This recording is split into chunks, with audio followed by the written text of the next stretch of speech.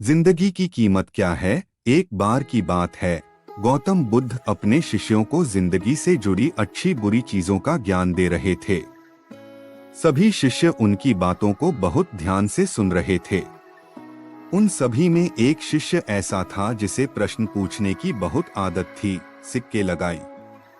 शिष्य ने वो टुकड़ा बेचने से मना किया तो वो सुनार उसके बदले 200 सोने के सिक्के देने को भी राजी हो गया। लेकिन शिष्य ने वो पत्थर नहीं बेचा। इसके बाद वो शिष्य एक हीरों के व्यापारी के पास गया और उनके सामने उसने वो पत्थर के टुकड़े को रख दिया। उस पत्थर को देखते ही हीरों के व्यापारी ने एक साफ कपड़ा बिछाया, उस पत्थर को उसके ऊपर रखा, फिर उसकी परिक्रमा की और हाथ जोड़कर उस पत्थर को कपड़े में लपेटते हुए वो बोला, तुम जिसे मामूली पत्थर समझकर उसकी कीमत पूछ रहे हो, असल में ये एक बेशकीमती रूबी है। ऐसा रूबी हर किसी को नहीं मिलता। मैं अगर अपना सब कुछ बेच भी दूं तो भी इसकी कीमत नहीं चुका सकता। उस व्यापारी की बातें सुनकर वो शिष्य हैरान हो गया।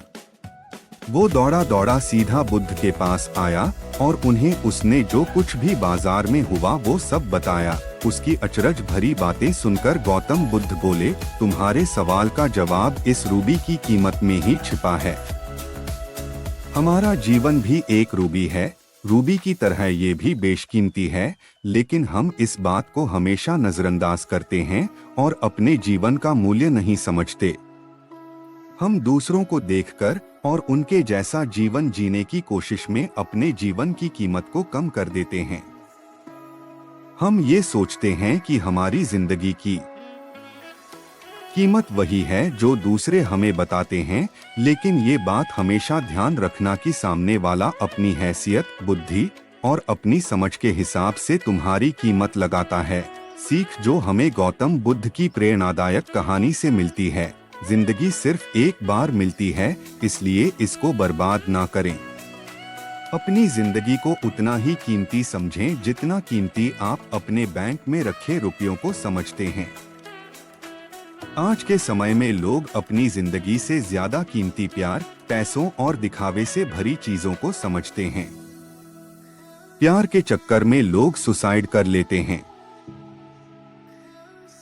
पैसों के चक्कर में ऐसा काम करने लग जाते हैं जिससे उनकी जिंदगी बर्बाद हो जाती है। नाम कमाने के चक्कर में उल्टे सीधे काम करने लग जाते हैं।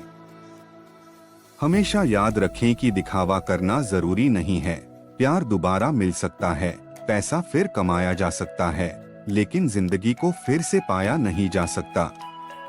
इसलिए अपनी इस बेशकीमती जिंदगी को अच्छे से जिएं। हर पल का आनंद लें।